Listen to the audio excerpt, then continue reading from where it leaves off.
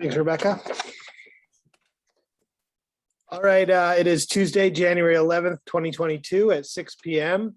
And I call this meeting of the Wellfleet Select Board to order in accordance with the temporary suspension and enhancement of the open meeting law requirements by the General Court of the Commonwealth of Massachusetts. The first item on the agenda is announcements, open session, and public comments. Please note that public comments must be brief and the board will not deliberate or vote on any matter raised solely during announcements and public comments. Chief Hurley. Thank you, Mr. Chair. Good evening, everyone. Just wanted to advise the public that the town of Wellfleet is updating our FEMA-approved 2017 Wellfleet Hazard Mitigation Plan. The plan identifies and assesses our community's natural hazard risks and prioritizes actions which minimize and manage those risks.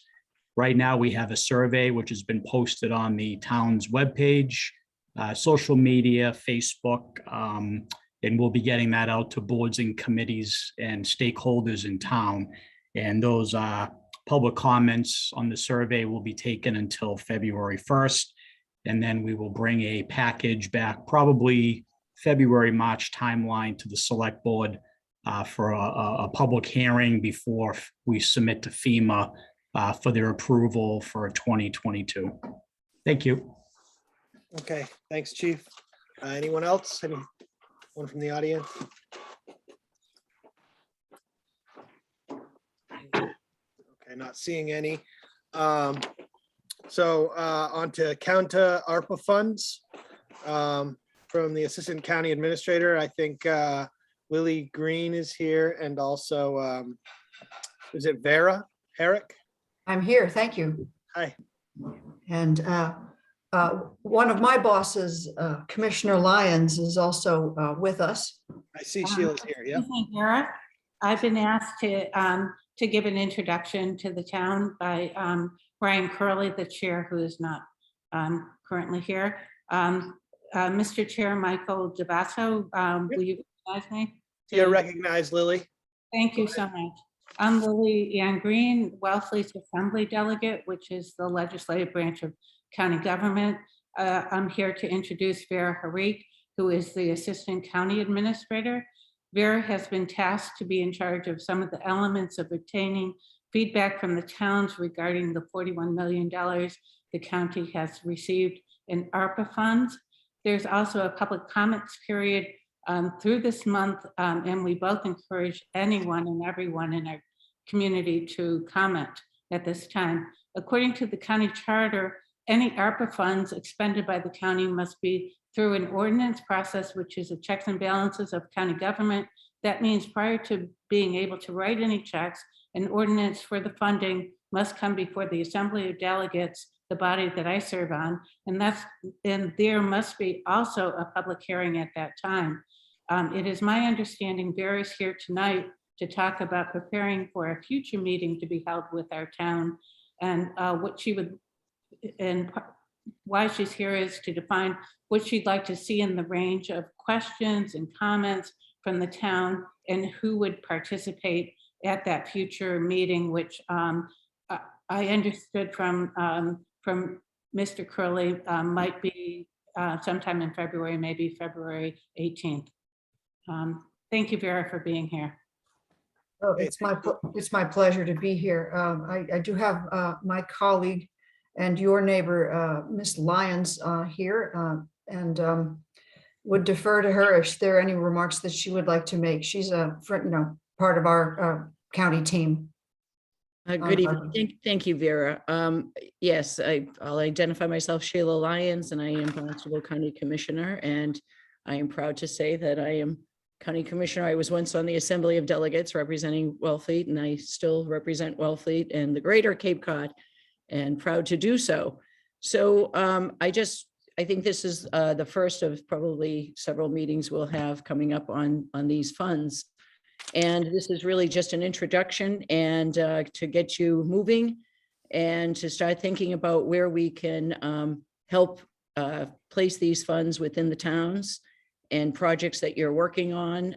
This is the time to get things kind of shovel ready, as they say, and be thinking about these categories of where we could seek help. And it's, our priorities on the big picture of the wastewater and, beefing up public health and broadband. And that's also sort of the dictates of the Department of Treasury. But under that falls a lot as far as recouping and creating more resiliency due to the COVID-19. And also, I see where there's projects that you could maybe have where funds could match that, contribute to that, even maybe help it get done.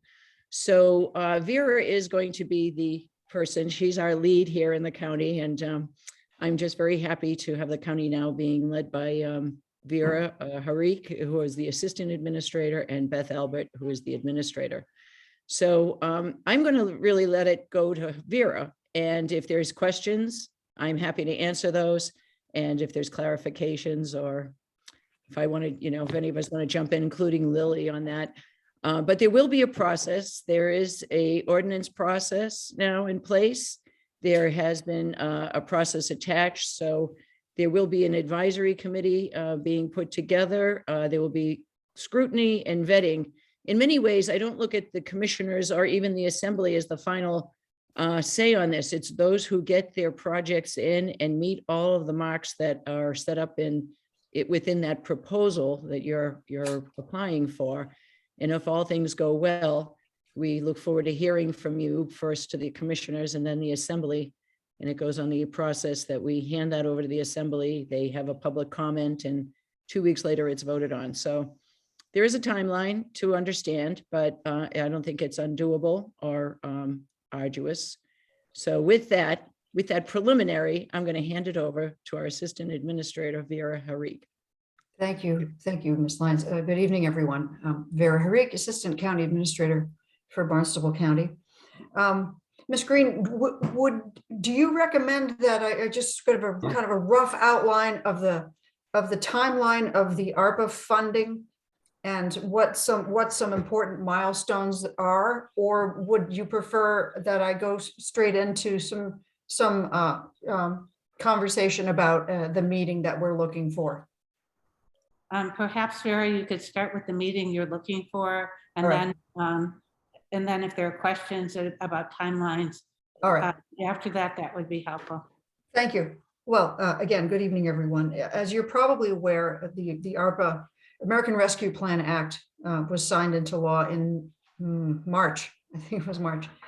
And all towns and all counties across the country were allocated funding by the United States Treasury. Wellfleet's allocation, based upon your population, is the municipal allocation is relatively small. It's $285,000. Those funds, half of them are probably already in your coffers. The other half will be forthcoming in May of this year. And this is how the funds are rolling out across the country as we understand it. The county's allocation, because we have a functioning county with bicameral government and so on, the county has also been allocated funding, and that funding is in the amount of $41.3 million. Now the challenge becomes how to invest those funds in such a way as to make the highest and best use of them.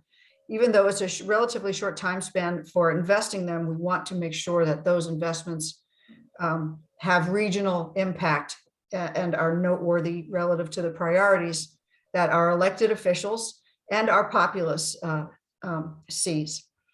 And so, because the county is a recipient of $41.3 million, we do not enter into this conversation with any assumption that that's the county money. This is the people's money to be allocated in a way that makes the best use of regional, that addresses regional needs the best, and also addresses town level needs as articulated by the towns. And so that preamble is the reason why we as the county, with a relatively large war chest, want to talk to all 15 towns to learn about your priorities for the ARPA funding that you've received, and in terms of projects and, large, sort of broad brush, large areas where you think you would like to invest your ARPA funds. And also talk with you about ways in which the county's funds, the war chest, if you will, that we have, can assist the town in doing so and bringing your projects across the goal line.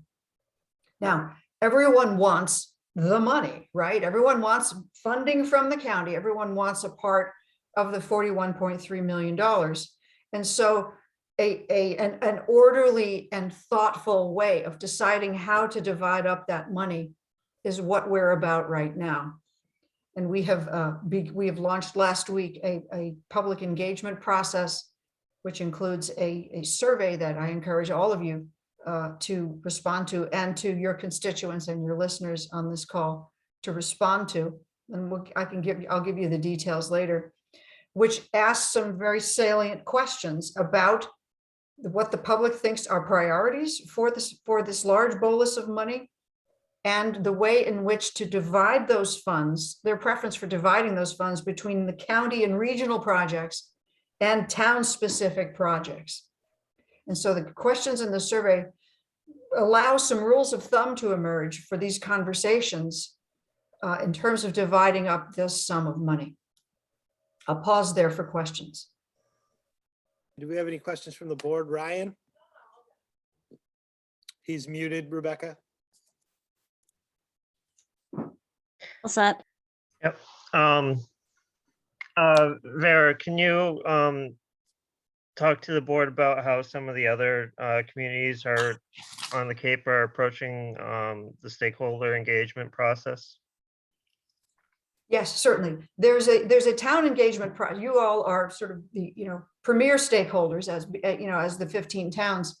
But so there's a town engagement process such as we're discussing now. There's also a stakeholder engagement process that will launch later in the month that talks to subject matter experts, the community, people in an advocacy role within the various funding priority areas set forth by the Treasury, namely clean water and sewer, broadband, public health, economic, responding to negative economic effects, town revenue, payment to essential workers. These main categories where ARPA funding is approved for expenditure will form the backbone for a stakeholder engagement process. I think what you're asked, if I understand your question, Mr. Curley, you're interested in knowing what how some of the other towns are engaging with us in this process in the way that we are asking you to do. Is that correct?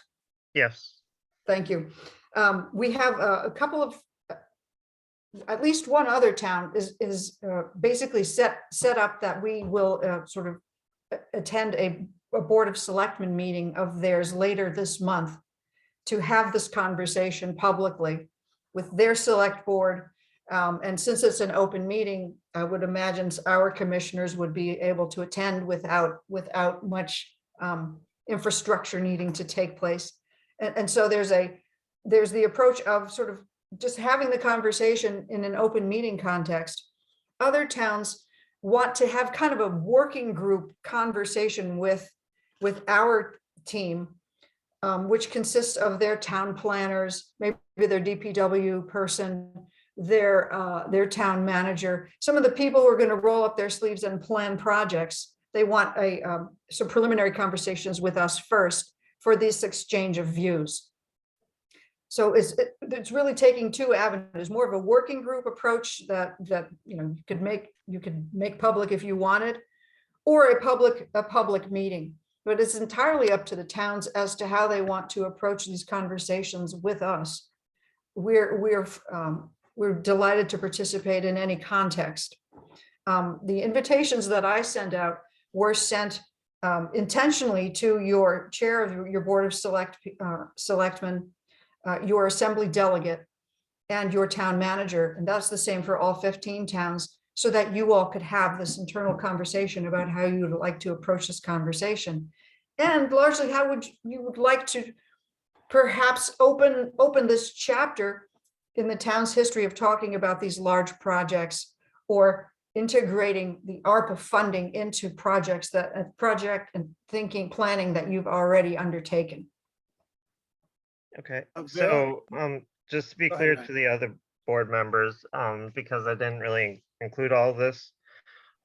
So the principal objective tonight is to determine, how Wellfleet would want to pursue this conversation going forward with the That's county. correct. Mhm. So, I just have a quick question and then I'll call on Helen.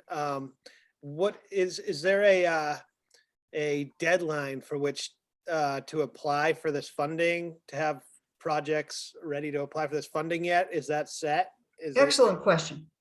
The ARPA funding, there's an allocation period during which time both the town yourselves and the county can decide how they want to allocate the funds. And that period runs through December 31st of 2024. Okay. So there's 2 full years from now to decide about the funding decisions. Now, that doesn't mean that we have to wait until December 31st of 2024 to start spending the money. The funding decisions happen and allocations get made this spring, then shovels can hit the ground. You know, we have the ARPA recipients of ARPA funding have until December 31st of 2026 to spend the money. Okay, Helen? So it's 5 years from today, we have to have the funds spent. And 3 years, well, 3 years from December 31st, today-ish, to have the decision-making about how to spend the money completed. Okay, and will it be on a first come, first served basis? Is that what it seems like? I'm staff, but my recommendation is no. I don't think that's fair.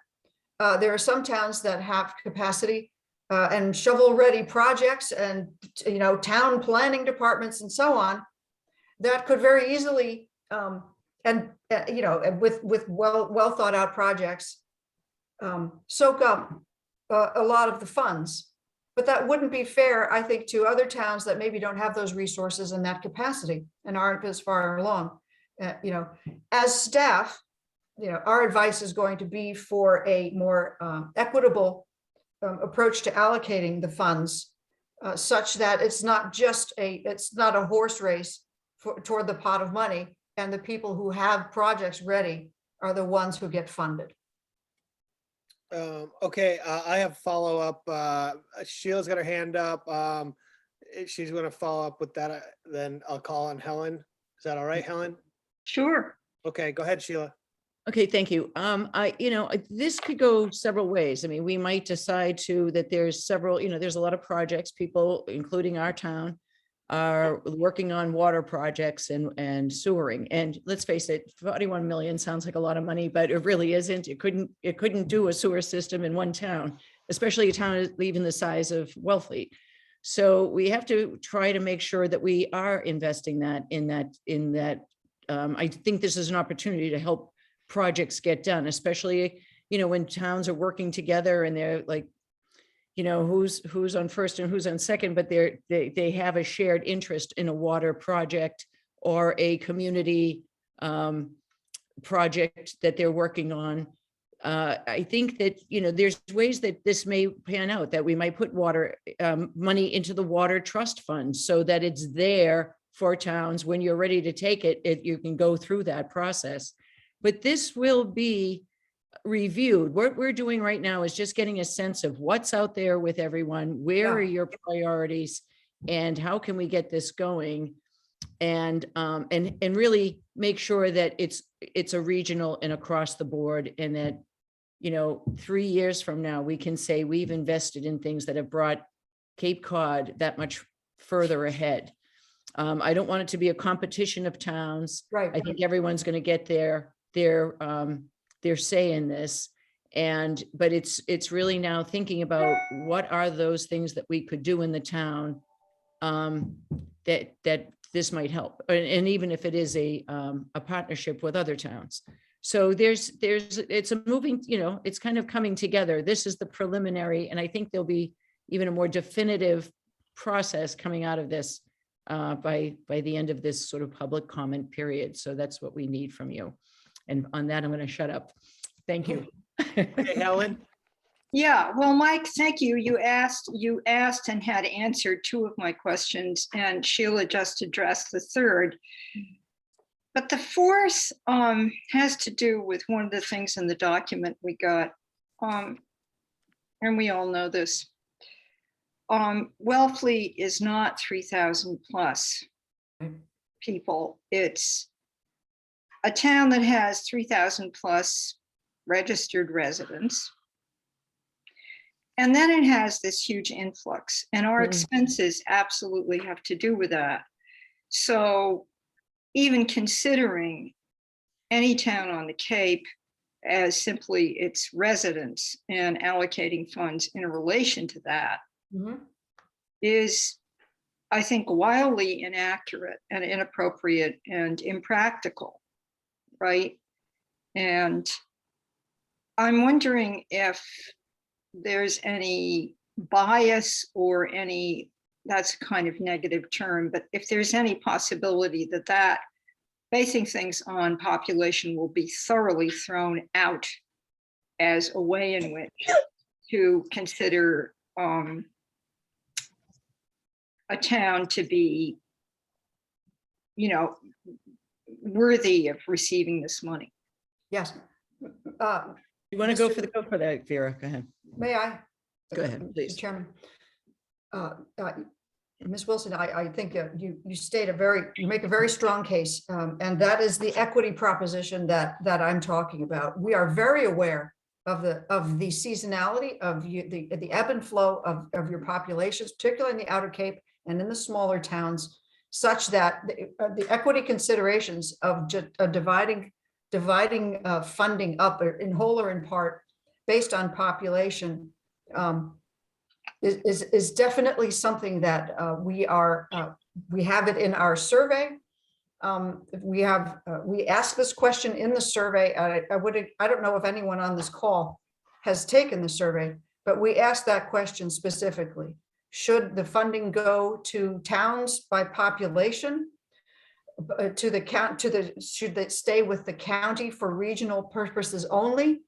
Or would the respondent prefer a combination of the two? And right now I've got 479 responses, and sending the funding to the towns by population only is going down in flames heavily. Below 20% of the respondents so far are saying below 20% are advocates of that.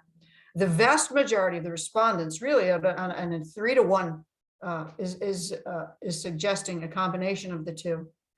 Funds reserved for regional projects, and letting the county on a regional basis do what it does best, and then funds for allocation to the towns based on an egalitarian process. One of the second question in this series of questions in the survey is, do you favor a base amount for the towns regardless of population? Each town gets a base amount, some sizable amount, and then an amount over that allocated by population as kind of a middle way between the equity proposition for funding towns and the population proposition. And that question is receiving a very positive response as well. So I tend to be a quantitative empiricist about some of these things. And if I'm trying to herd everyone toward the survey in order to help frame your thinking and frame some of these questions publicly, and then you're not mistaken in hearing me do that. Please go and review the survey questions. You'll see you'll see the type of information and input from the public that we are trying to capture in order to make these large these large decisions. Okay, Mike. Mike, may I follow up on that question as well? Okay, hold on one second, Lily. Yeah, just This is quick to question. Helen's question. So it's to Helen's question. So. Yes. Yeah, I'll just let quickly. Helen. Yes, it Follow is up to and then- Helen's question. It's a follow-up to what Vera just said and Sheila said. This is something that I've been saying since day one, that the outer Cape towns, the lower Cape, especially the outer Cape towns and the lower Cape towns have been adversely impacted to a greater degree than the mid Cape and the rest of the Cape. And especially with our small businesses and our nonprofits, and especially true in Wellfleet with the additional issues of the outrageous amount of mosquitoes that we had this summer due to the overwash. So our communities have suffered even greater proportionately. So I've been advocating at the assembly level for this, and I do hear other commissioners, like Commissioner Bergstrom, talked about this, about the smaller towns as well. So, so please, people who are making comments, listen to what Vera just said, and go online, do take the survey, do support this premise. It will only help us in that. Yeah, we are very cognizant of this disparity, and we want equity Right. in the If- distribution if of I these can- funds. If I can I'm just just gonna say- underline, if I could just underline that disparity, Wellfleet got $250,000 and Falmouth got over $3 million. So that is the type of disparity that the federal government issued, not us. They gave us one lump sum on top of that money that was sent to the towns. And that's what we're trying to do here, is make sure that this money is provided in an equitable way. And that your input and your work is going to help that happen. Okay. And so that's the bottom line. Thanks, Helen. Just one final thing right now, and then I'm gonna go. Yeah, a pretty important final thing. Sure, go This is the first I've heard of. Go online and fill in the survey. I read it in my packet. But we need to get word out. Are you hoping to hear from anybody that's Yes. here? Okay, so wait. We need to have this on our website. We need to Yes. get word out. And if this is the first I've heard of it and I'm on the select board, what is the deadline, the window of opportunity for input from the public, which is what, February 4th, okay, well, there's that's, time, there's time. yeah, but there's not time in the sense that nobody knows about it yet. Thank you. Yes, ma'am. Yeah, we have 11 responses from Wellfleet so far, and I'm hopeful for many more. We only Okay. have 3 from Truro, so I'm going to be hammering Truro too. Everyone, all our participants on the meeting, please take note and please Take the do. survey. It's definitely important to get this out there. And Mike, just can I did- just let you know that it is on the website? It's on the Okay. homepage of the website. great. Thank you for hearing what I sent to you. I appreciate it.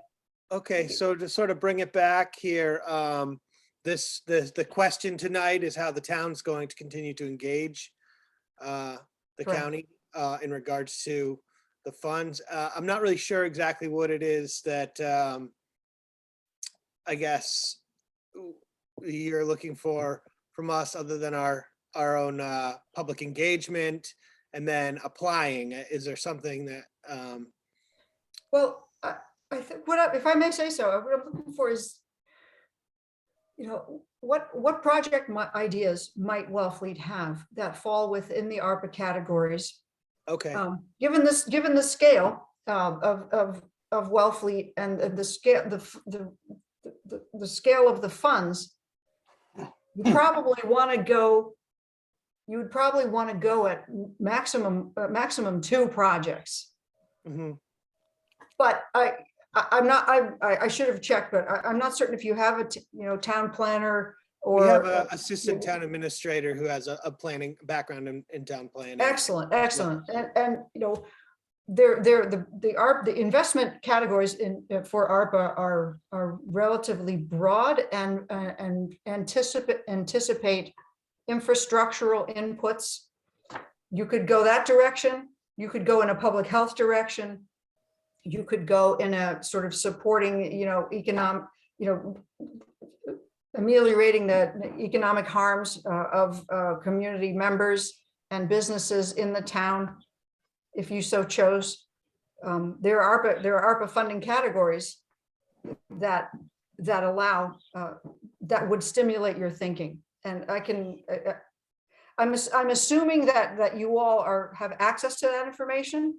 Yes. But if you haven't put your hands on it lately, I'd be happy to send along some additional information that might be of assistance to you. Okay. And I understand there's some carve out in this funding for marina infrastructure.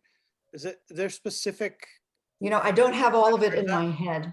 that might be from the Um, infrastructure bill. I could be kidding. There could be.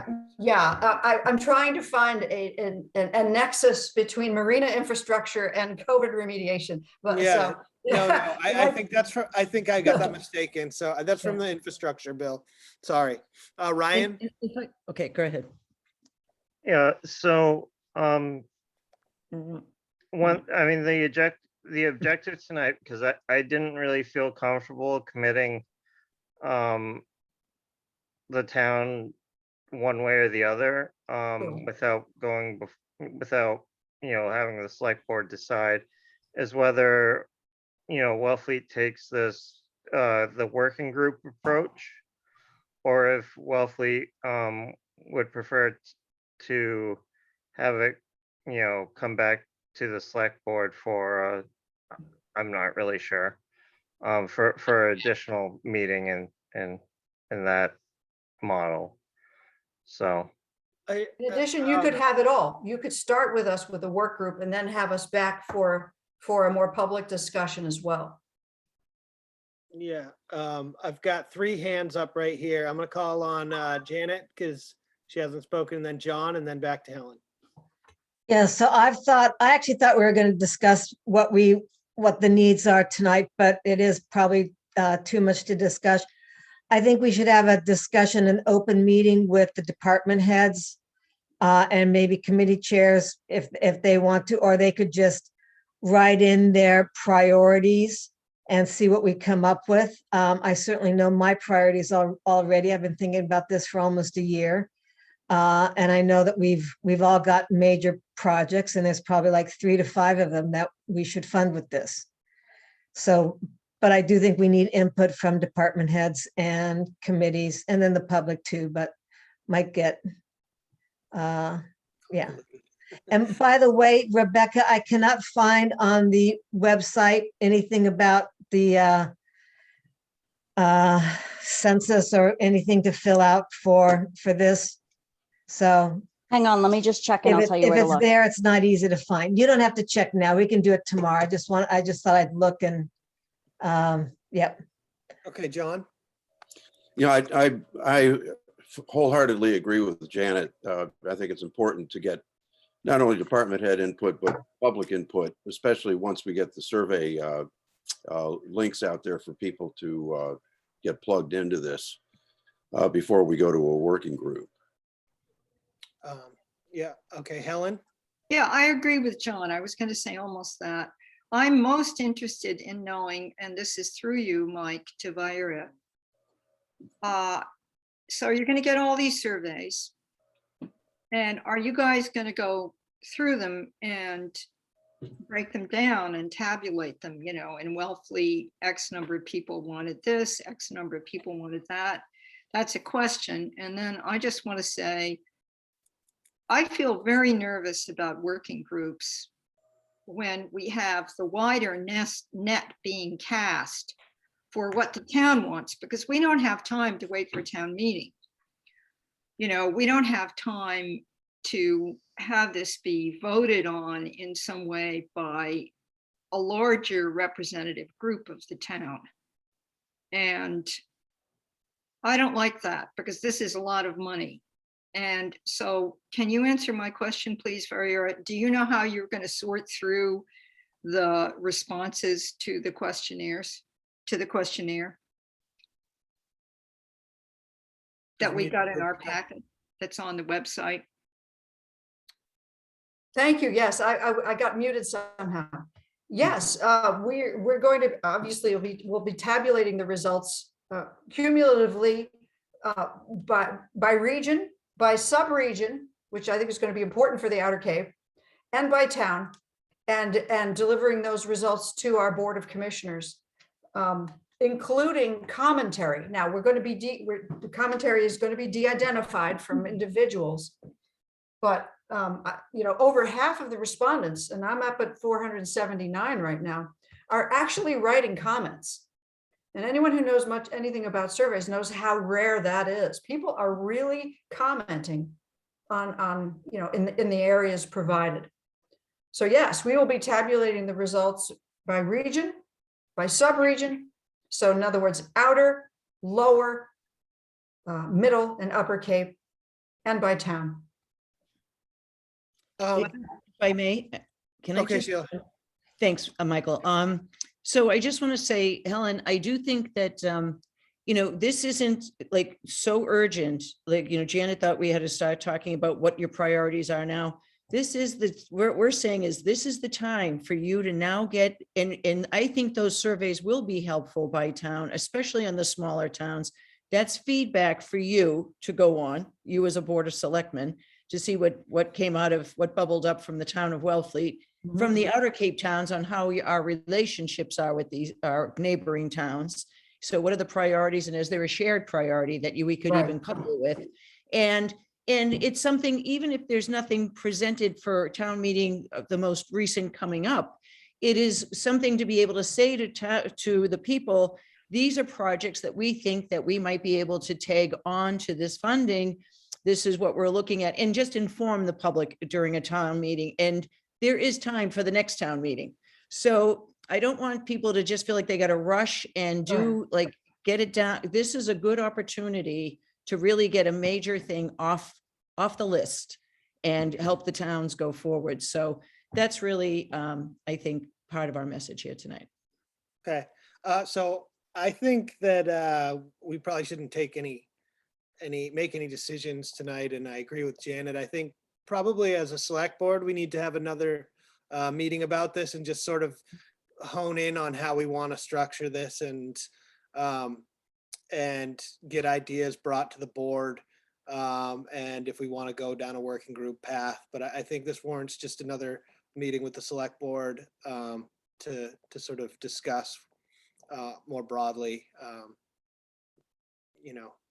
amongst ourselves. Right. Yeah, so that's where I am. John? Yeah, two things. There's one through you to Rebecca. I do not see anything on the town homepage about the survey.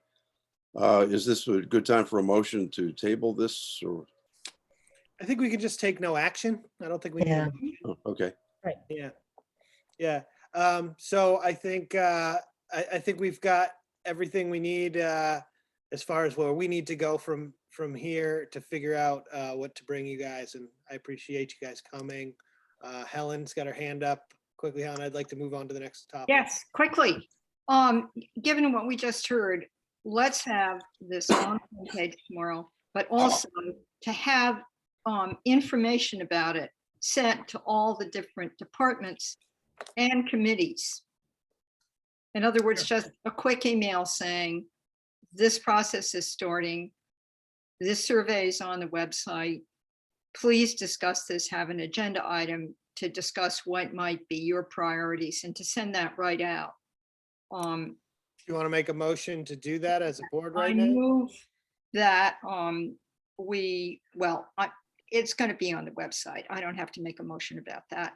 I move that we have information about this opportunity and information about the program and the timeline sent to all departments and committees, which means all the regulatory boards, all the committees. It's easy. There's a mailing list. There's a list. Yeah, we got it. And that's the motion. Anybody want to second it? Second. I'll second it. Okay, roll call vote. Janet, I. John, I. Michael, aye. Ryan, I. Helen, I. Okay, motion carries 5-0. Thank you, guys. All right, Thank you very much. Good to see Thank- everybody. Thank Thank you. you for having us. Thank you, Ms. for- Green. Yes, very much. Thank you, Janet. Thank you, Ms. Lyons. Thank you, Sheila. Thank you all. Blonde. Okay, Next up, we have COVID-19 updates and recommendations. Do we have Hillary on? No, I have a update for you. Okay, Okay, in the past week, we have had 25 new cases reported through the online disease reporting system, 49 cases in the previous 2 weeks. We know these numbers do not reflect the cases detected on the home antigen test. Tomorrow, the town is picking up a limited number of COVID-19 home antigen test kits for the community. We are in process of detailing our distribution plan. The test kits are prioritized for residents of Wellfleet who are known close contacts or symptomatic and in need of a rapid test. Symptoms of this infection may appear 2 to 14 days after exposure and can include fever, chills, shaking chills, signs of a lower respiratory illness, cough, shortness of breath, fatigue, sore throat, headache, body aches. Other less common symptoms can include GI symptoms, rash, and inflammatory condition, such as COVID toes. In elderly, chronically ill, or debilitated individuals, such as residents of a long-term care facility, symptoms of COVID-19 may be subtle, such as alterations in mental status or in blood glucose control. It looks like we will distribute these kits to Wellfleet residents at the transfer station on Thursday from 10 a.m. to 4 p.m. First come, first serve. Please bring proof of residency. A final distribution plan will be placed on the town homepage and also sent out over the Civic Alert emergency notification system. Please sign up to receive Civic Alert messages on the town website. PCR testing can be obtained at the Stop and Spread the site in Provincetown starting January 13th through March. There will be weekly COVID-19 PCR testing in the Provincetown Town Hall Auditorium on Thursdays from 10 a.m. to 2 p.m. You do not need an appointment for these tests. It will be walk-in, first come, first serve. Enter the front entrance main lobby and take the stairs on the right up to the clinic. Be sure to maintain a 6-foot social distancing while in lines, and remember, Provincetown requires masks indoors. Folks should plan to park in one of the municipal lots and walk to the town hall, as there is no parking associated with the test site. Those needing ADA access may use their rear entrance from Bradford Street and take the elevator up. A PCR testing clinic is also available through the Orleans DPW on Tuesdays from 9 a.m. to 11 a.m. Appointments are required and can be scheduled at the Barnstable County website. If you have any questions, you can contact Hillary. okay, thank you, Rebecca. I guess I have one also, and that is that there is vaccine clinics going on at Cape Cod Community College. You can register through, what's the website here? Sorry, I can't remember. It's like vaxfinder.mass.gov. You can register, and I'm not sure. I can't find the schedule, but they're for the next month, I think. Somebody might have a better schedule on that, but they're doing Pfizer and Moderna vaccine and booster shots. So I just registered for Thursday. It's pretty easy. Helen? Yeah, we got a notice from the state about the closeout.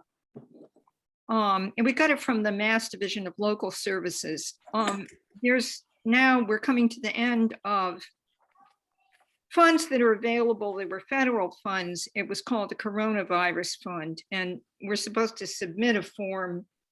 It's a closeout form is what they call it. But so that's been going on the whole time. And this is yet another revenue flow related to the pandemic. And through you to Charlie, who I guess might be the person who would know the most about this. Do we have funds from that source sitting in our coffers, or what about it? Charlie, or maybe Chief Hurley knows. Yeah, I think when I got here, I think Chief Hurley was managing this project, and I think he's actually already addressed the issues and filed for reimbursement. But if Chief Hurley's on the call, he can. He is Chief Hurley. Yep, thanks, Charlie, and good evening again, everybody. Yes, that program has been closed out. We have, it was mostly almost 100% reimbursement from previous COVID expenses. The next program was the Opera one, which you just discussed the evening, which has been directed towards housing. So as of right now, any expenditures on COVID would, unless there's other funding, would be picked up by the town. Thank you. You're welcome. Okay, anything else? No? Okay, moving on. Public hearing. There's an annual CPC hearing. Gary Sorkin.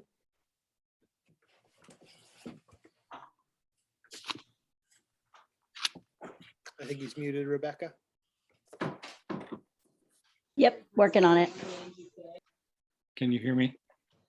Hi, Gary. Yeah, we can hear you. Hi, thank you, Mr. Chairman.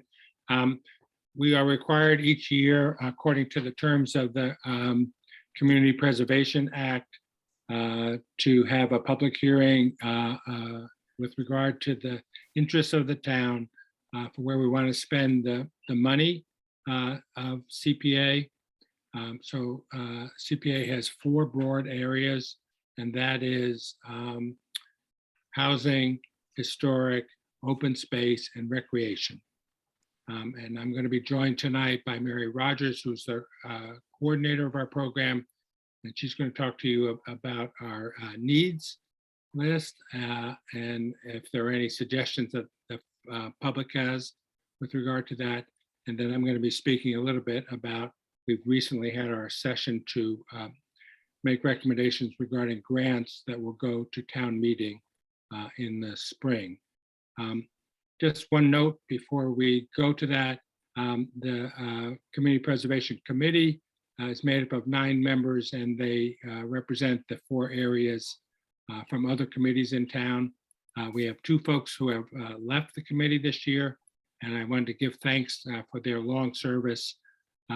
One is Bob Jackson, who is representing the Open Space Committee, and the second is Tom Sigia from the Historic Commission. We're grateful for all that they've done to help us along the way, and they are replaced by Fred Streams on Open Space and Jim McAuliffe on his Historical, and thank them as well for joining us. Mary, do you want to take over? Yes. Good evening, everyone. I'm Mary Rogers, the Wellfleet Community Preservation Coordinator, and also the Truro CPC consultant. So there's not a lot of change in the needs list for the 4 major categories that are allowable for community preservation funding. So I'm just going to give you a few points, highlights. And I want to say also the entire list is posted on the town website under the CPA page if you haven't seen the list or you want to review the whole list. So in the first category, community housing, it remains basically the same. In the historic preservation section under their cultural history subheadings, we did add, or they added, a suggestion from Ryan Curley last year about updating the memorial for the 16th century Wampanoag woman. And that's very much in keeping with a movement to give the Wampanoags greater recognition as the original inhabitants of the area. Open space, next category, has a very, very clean statement of the needs as always. Not really any change there. And the final category of outdoor recreation, the label now is outdoor, which makes it clear that that's the only thing that can be funded. So finally, they eliminated some of the things that were indoor that CPA money could not cover. The very first, their priority item this year was replacing the awning for the bandstand. But the director, the recreation director, Becky Rosenberg, very graciously deferred submitting an application this year so that there would be more money available for the school playground. And that's my lead in for Gary's report, unless there are suggestions or comments at this time. Any questions or comments on the needs list itself? I don't have any. I don't see any from the board. Great. So I think everyone may know, but just to clarify, CPA or Community Preservation Act allows us to use real estate override funds and a state match to have a pool of money to give out in support of grants in the areas that we talked about: open space, housing, historic, and recreation. And this year we had a lot of requests and less money than usual. So this year we were limited to the amount of money on the FY23 estimated receipts, which was approximately $738,000. So we did not have access to any of the historic reserves as the town goes through its accounting process. And we had requests that totaled approximately 1.25 million. So we had to take a sharp pencil to this year's requests. And probably, I think you, the select board, have the list of projects that we have recommended for funding that will go to town meeting. And the two biggest of these, the first one is for funding of the new playground at the elementary school. And we've recommended a grant of $315,000. So almost 40% of the money that we have available will go towards building that. And if approved by the voters at town meeting, we're hopeful that that construction project will begin in July. And the second one is we are now completing our 8th buy down program, where we give a grant for a first-time home buyer to purchase a home in Wellfleet. It's been a tremendously successful program, doesn't put any stress on our resources, water or otherwise. And we've created, as I say, 8 homes for primarily young families with children in Wellfleet, and we hope to close on our 8th one next month. So we're looking to fund another one, which is in the amount of $185,000, and that includes the grant plus the cost of repairs plus the cost to administer the program. I'm happy to answer questions about the other recommendations we have, or if you have any other questions. Do you have any questions from the board? Not seeing any. Yeah, actually, I do have one. Go ahead, John. I just, the one, through you to Gary, or what you were just talking about, I don't see on the, in the packet. John, there's a spreadsheet that starts with, at the top, it says 2022 applications, Wellfleet CPC. And the first item is the request from the elementary school. The original request was for 370 and the amount granted was for 315,000. If you don't have it, John, I'll make sure that we send you a copy of that. It was just out of order. I think this is it. Sure. Is this it with the yellow on the top? Yes, it had a yellow column. No, this isn't it. Right underneath the 2021 needs list for housing hearing. Do you see that, John? The following page. Well, that's, I'm not going to take on any more time with that. John, we'll certainly make sure Mary will send you one this evening. Okay. Thank you. Anything else, Mr. Chairman, with regard to the needs hearing? No, or the thank you grants? for putting this together. Has the elementary school playground been decided on, the plans? So, Mr. Chairman, what the next step is, these recommendations from the Community Preservation Committee will go to the town administrator to be incorporated into the warrant for the spring. Each of them can be considered individually, or we can consider them collectively. as we have the last couple of years. And if they are then approved, this money will be available as of July 1st.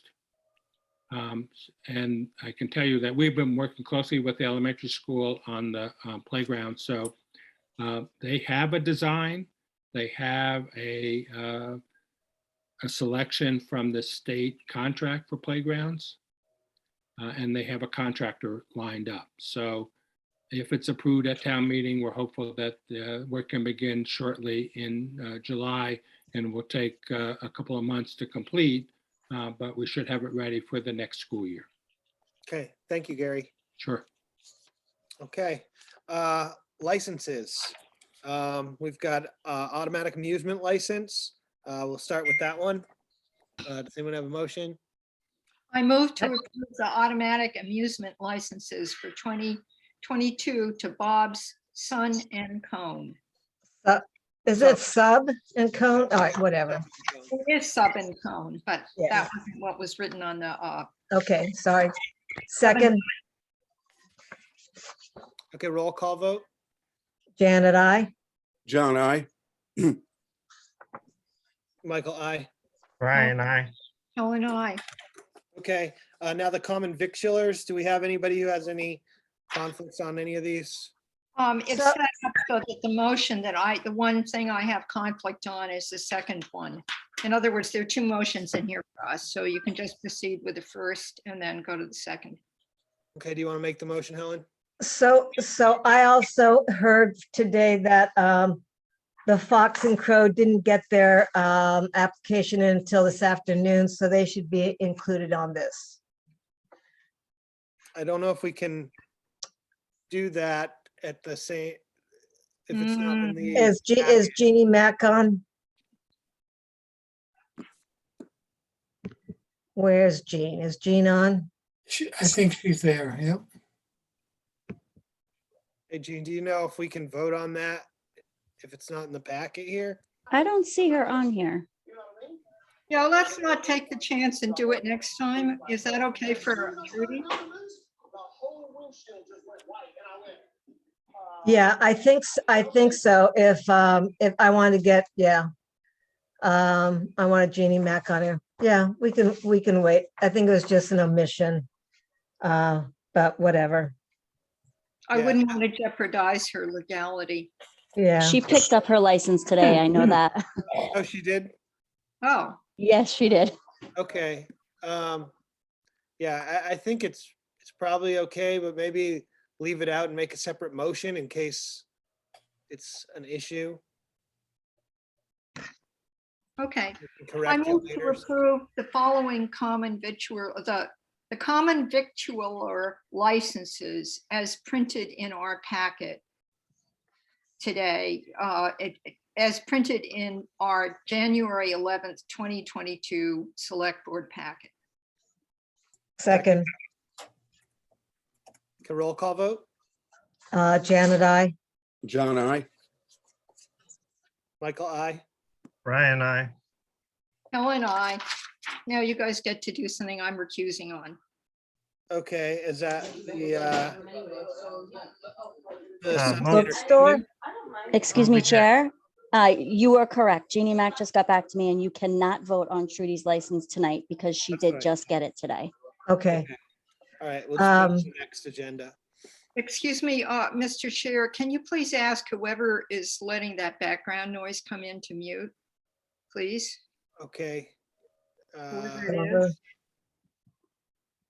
I don't see anybody coming up, but yeah, all right. I'm Okay, recused. so is this Moby Dick's? Is that what it is? Yeah, I'm recused. Okay, I move to approve the common victual license for Moby Dick's. Second, Okay, roll call vote. Janet, I. John, I. Michael, I. Brian, I. Okay, motion carries 4-0 with one abstention. Sunday entertainment license. I move to approve the Sunday entertainment licenses as printed in our packet. Helen, second. Okay, roll call vote. Janet, I. John, I. Michael, I. Brian, I. Helen, I, and may they all be copied with our noise bylaw. Thank you. Okay, I move to approve the weekday entertainment licenses as printed in our packet. Helen, second. Okay, roll call vote. Janet, I. John, I. Michael, I. Brian, I. Helen, I, and may they all be copied with our noise bylaw. Thank you. Okay, motion carries 5-0. Okay, use of town property, the well easement on Chequesset Neck Road. Yes. Charlie, there's a line of emails from town council and Karen. And the last one I saw on here was a message to Jay Norton. And I don't know if we have anything. And just to bring everyone up to speed, this is a ongoing application that resident or a homeowner in Wellfleet has made for an easement across town property for their well. And we've just gone back and forth with council, and we've kind of come to some potential solution. And this is what we're discussing now. Charlie? Yeah, thank you, Mike. So, yeah, this has been going on for quite a long time. I'm not sure how long, but longer than I've been here. And, you know, the goal originally was to try to get an insurance policy of some type in place to protect the town from, you know, potential liability. And it appears that, you know, this has been going on, extensive conversations between council and their council, and it doesn't seem to be a possibility. And the last option that was mentioned here is that potentially the town could hold some type of some money in escrow. I think there was a conversation somewhere about $10,000. And I did talk to Jay today, actually, and I think Jay's feelings was that, you know, the risk is rather small. It's a residential water service line. So if there were a leak and some damage, that he thought that $10,000 would be more than adequate to cover any problem that we might encounter. So that's all I have for you. Okay, it looks like Helen's hand was up first. Go ahead, Helen. Yeah, a couple things. Both council and I sort of wondered about an escrow account being there for all time. I'm not sure if that sounded peculiar to me, and it rang some bells, but there is another mechanism for holding money, which I'm familiar with,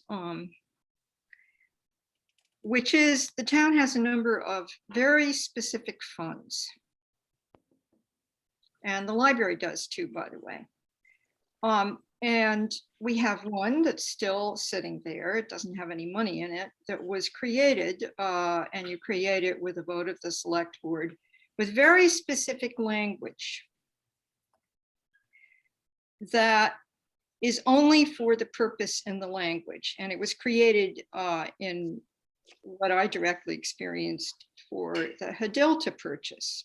This is before I thought of donating anything, because there were people in the community who said, oh my God, the stakes are so high and we want to donate money. And so the select board voted, Janet probably remembers this, to create this fund, and the language is just for that purpose. And it's still sitting there. I don't know if there's any money in it or not. And you can be specific about having interest in it, accumulate. And that would be a way to have this amount of money sitting there in case.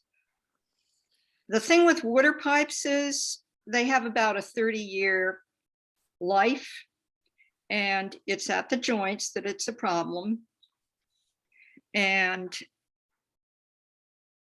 they can go south earlier than 30 years. So sooner or later, there's going to be an issue, and it may or may not impact our road. But that would be one way to have them sort of to be able to hold money to repair that. Now, the danger there, and this is my last thought, Okay. is that people forget about these funds. I was at town meeting when we'd forgotten about our septic fund, which was that kind of fund. Nobody knew what it was, you know, but it still exists, or it did back then. And we could do that, or we could just say, forget it. You know, if their water pipe causes damage on our public way, we can sue the bejesus out of them or do whatever. You know, we can ask them, we can go after them and get them to pay for it. That, of course, means more lawyers, more court. And I just think we have to do something because we've already paid our lawyers quite a lot of money for this. It's been going on for Okay. months. Thank you. Janet? So I feel we have talked about this a lot. We have excellent advice from our lawyers. The homeowners seem to be in agreement. So I would just move this article and say, fine, an escrow account is common. I'm going to guess the homeowners are not going to forget about it, nor will the real estate company if they ever sell. So I think we're safe, and I always like to agree with our town council. Okay, I think there's no need to, you know, further complicate this with Yeah. additional funds or donation type situations. I think, you know, we tried to get insurance policy. There's no insurance policy that will cover it. This seems like a good middle ground. I'm willing to go along with this. It's fine with me. I think in a way, you know, it's Yeah. unlikely to do more than $10,000 worth of damage to have a residential water line from a well burst. I mean, people have well lines to their houses, you know, well over 30 years. So this isn't a town water line, right? This is a Right. residential private. well. So you're talking about Mhm. half horsepower pump in the ground. I mean, I just don't think there's an issue here really at all. So I'd be happy to just follow this middle ground and get this going for these people. Thank you. John? Yeah, we need, John, I see remember, Ellen, I call on John. oh, okay, I'm sorry. John, that's okay. Go ahead, Um, John. Yeah, just a point of technology. Normally, lines run from well pumps to a home are polypropylene, and generally one piece without joints. They come in long coils, and that stuff will be in the ground when our great grandchildren are gone. So I really doubt there's going to be a problem. I think this escrow idea has merit, and we should go with it. Good. Okay, So we don't need a motion, do we? Mike, think may we I do. speak now? Yes, hon, please. Yeah, so you guys are all using the escrow word, but remember what town council said. We need to know if you have an escrow account, if it can be in perpetuity, because it may not be, which is why I brought up the idea of a fund, which, by the way, Mike, is not complicated at all. So here's the thing, let's just be sure that an escrow account can sit there forever before we vote to put money in an escrow account, because none of us knows the answer to that. And town council said they'd never heard of such a thing. That's a red flag for me. Thank you. Let's not have a motion now. Let's find out the answer to that and move it and do something with it at the next meeting after we get the answer, please. Okay, you want to wait? I want to wait to get the answer back from town council for them to get to the bottom of the fact whether or not we can have an escrow account that sits there forever. We know we can do that with a fund. We don't know if we can do that with an escrow account. Thank you. Why don't we just make a motion to accept this pursuant to the account being able to be held in perpetuity? That way we don't have to delay this anymore. And if not, then not, correct? Well, then it would just have to come back to us. But She didn't say it can't, so. I Okay, prefer to just that would move- be a nice motion. Thank you. Okay, so I move to accept the $10,000 in escrow for the water line easement pursuant to it being able to be held in perpetuity. Helen second. Second, Okay, roll call vote. Janet, I. John, I. Michael, I. Brian, I. Helen, I. Okay, motion carries 5-0. Okay. Oh yeah, forgot I was chair for a second. Okay, Wellfleet Main Street Garden, Stacy Ferris. Yeah, I see on here. Just waiting for Hang on one sec. Rebecca. And Mike, I have a motion for this when you're ready. Okay.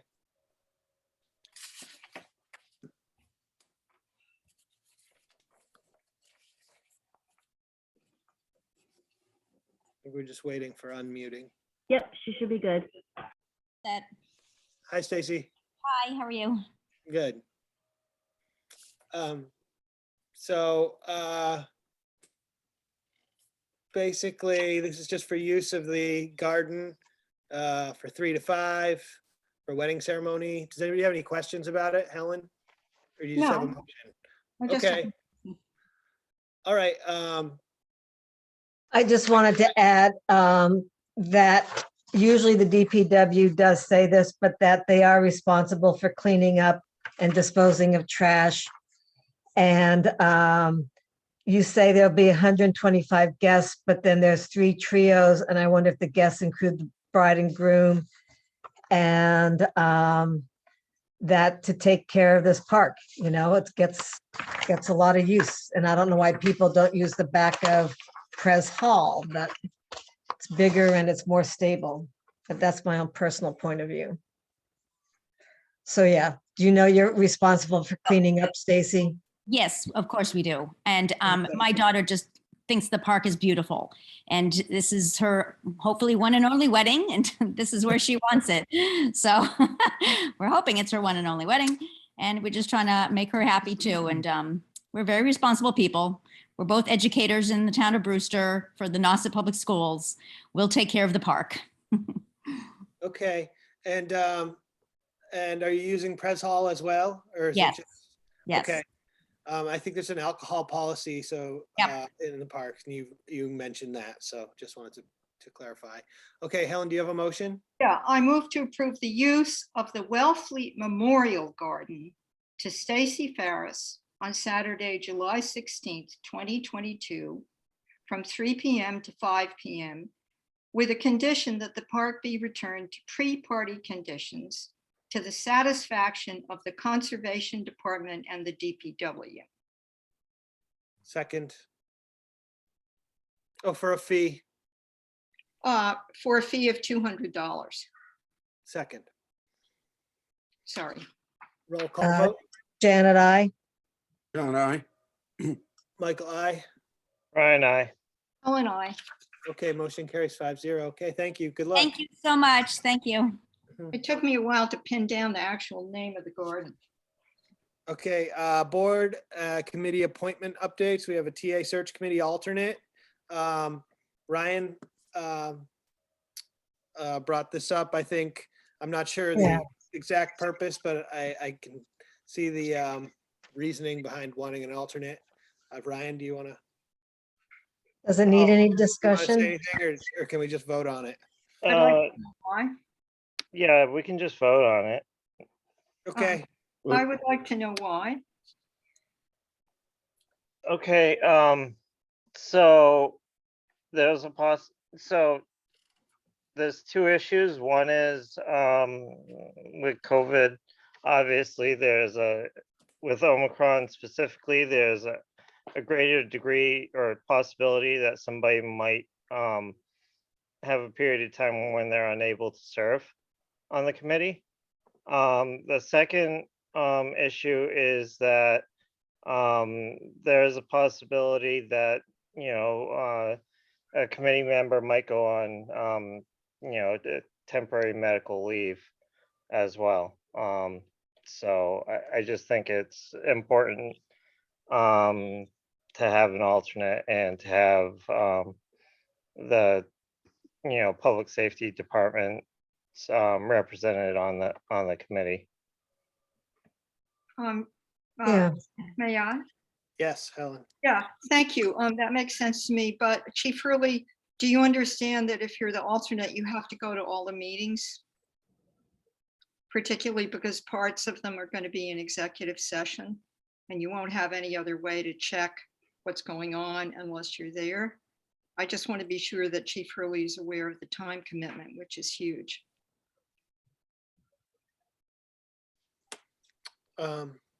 Is he here? He Yes. is here. Chief, he's got his thumb up. He gave Thank you a you. thumbs up. Thank you. John? Yeah. Yeah, I would like to point out that we already have 2 town employees on the committee. We have the fire chief and we have the interim town administrator. I would have preferred to see, if we need an alternate, that we reach out to perhaps somebody who'd been nominated previously. I mean, I could mention the name if it's appropriate to do so, but I'm just speaking generally. You can mention the name if you'd like. Okay, I had nominated Ira Wood in the past, and I just think, having more than 2 town employees on there is unnecessary and possibly not a great idea. Michael, can I say something? Sure. So I think at the beginning, Chief Hurley wanted to be on this, and when we were voting on it, I was wondering why he wasn't. They have, I don't want to say how long he's been around, but he certainly knows our town and has worked hard in all sectors.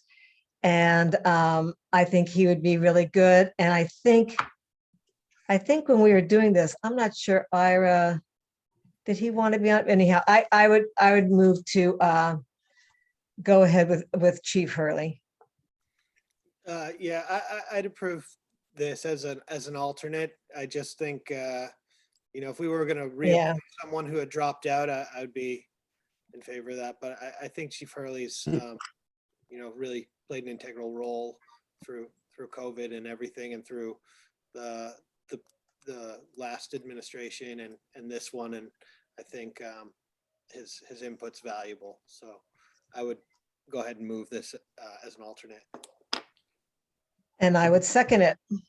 Okay, so moved, I guess, and seconded. I'm looking for it. Janet, I. John and I'll vote for it. Michael, aye. Brian, I. Helen, I. Okay, all right. And Mike, one thing, we Yeah. would have had to, if we were going to consider other candidates through you to John, we would have had to do it in another meeting because the name wouldn't have been in this. Right. Oh, okay. Okay. Thank you. Okay, all right. Thanks, Chief, for continuing to serve the town of Wellfleet in many capacities. Okay, Energy and Climate Action Committee. Dick Elkin, are you on here?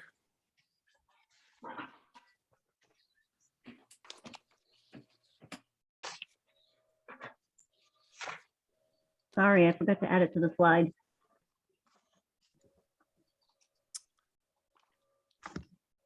Dick on here? Is he on here? His name. Well, I know Lily Green's on here and she's on the action committee, I think. Who else is? Okay, well, we can just move on. If he comes on later, if he dropped off, we can go back to him.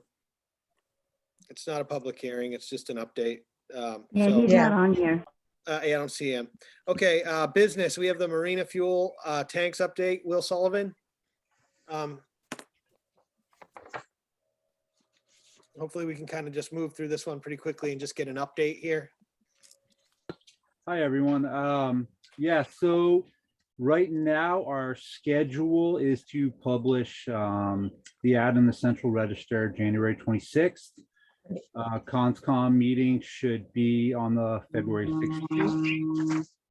Bids will be due around that same time, and award to contractor February 21st. Leaving the project should be completed by May 1st. Great. That sounds good. Okay, was there a holdup with engineering or? Yes, yeah, the engineering was quite backlogged, especially with all the dredging. It's the same company.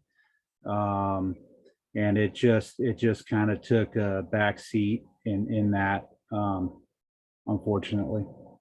Okay. All right. Well, thank you, Will. Yep. Glad to have some dates set. Town Media Services Progress Report. I think, Charlie, are you reporting on that, or do we have somebody from Town Media Services?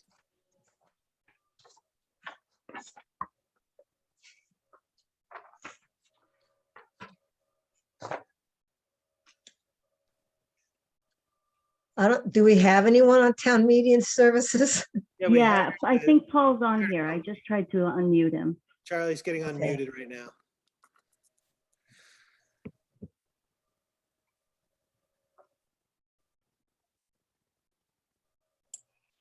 Oh, I think I'm unmuted. There you Okay, are. Charlie. How you Yeah, doing? sorry, I was cut out there. So I think I just wanted to let you know that, JP Ludwig, I don't think JP is on this call, is he, Rebecca? No, I don't see him. That's okay. JP Ludwig is actively working with trying to get access through Comcast to get some information relative to the drops, communications drops in our town buildings.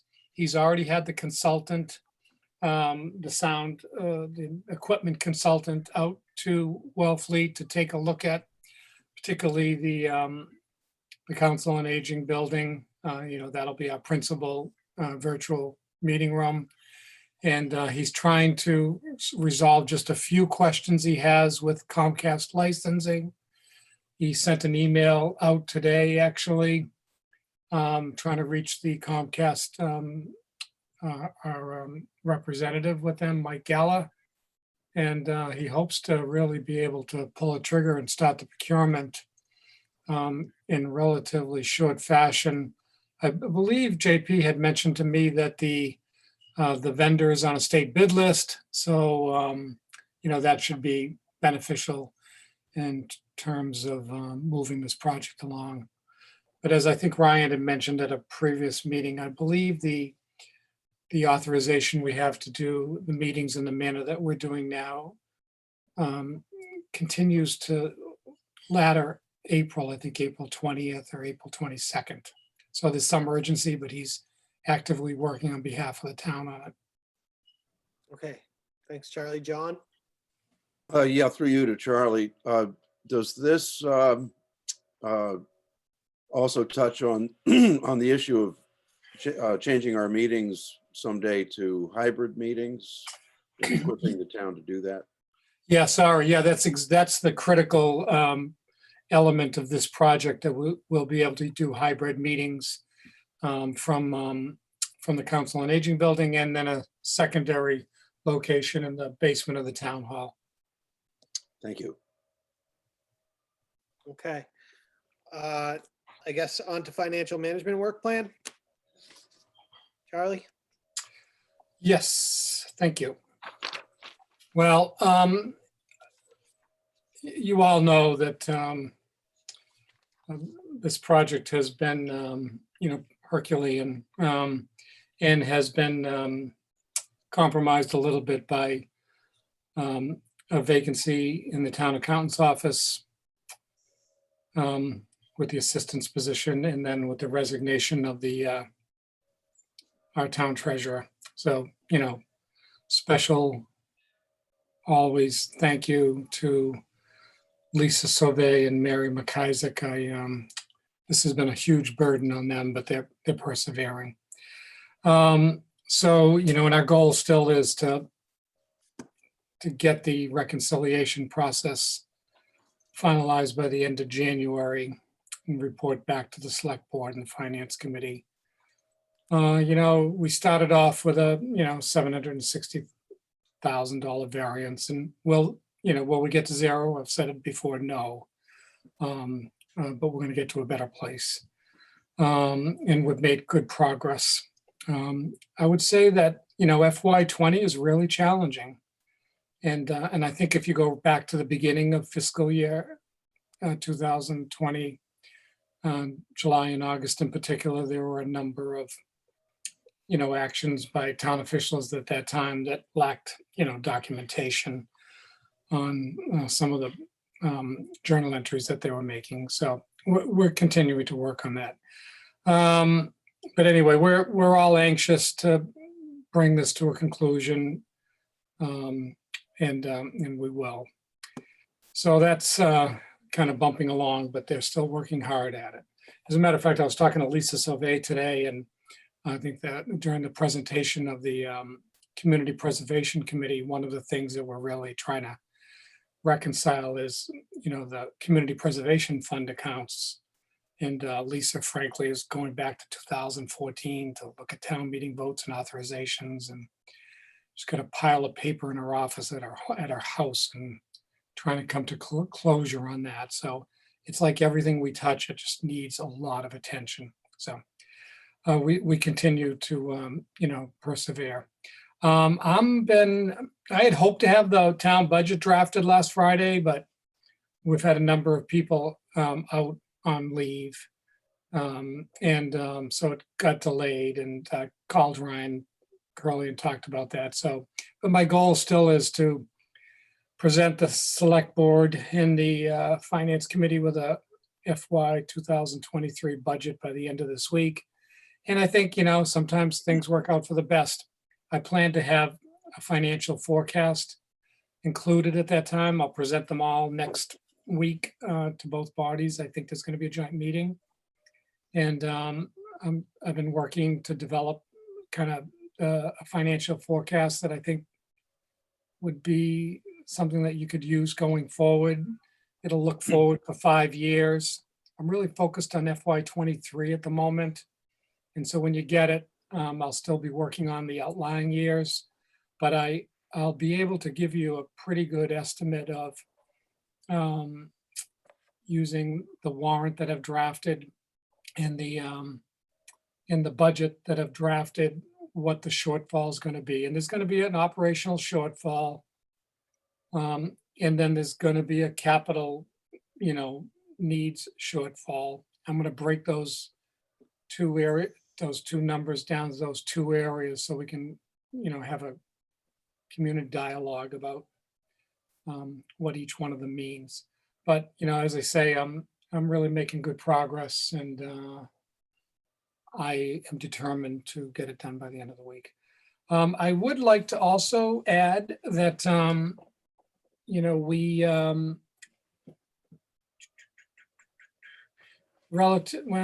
I think I'll wait for my town report. I have some related issues, and Mike, if that's okay, those I'll hold off until I present my report later. Okay. All right. Any questions from the board? No? Okay. All right. We'll hear from you again, Charlie. Thank you. Thanks. Okay. So now we're at draft annual town meeting warrant. So we can move on to that here. Do we have a tally of, I know some of these things we've already placed and voted on. Yeah. And I'm just not sure where to pick up. Are we gonna place things tonight? I think so. I don't, you can decide. Maybe what I was thinking is that I would just tell you that I've as every time a select board or a town official mentions something to me, I try to include, that in the draft warrant. So I would say to you that I have a draft warrant with an edit date of January 6th that has, I think, 51 articles.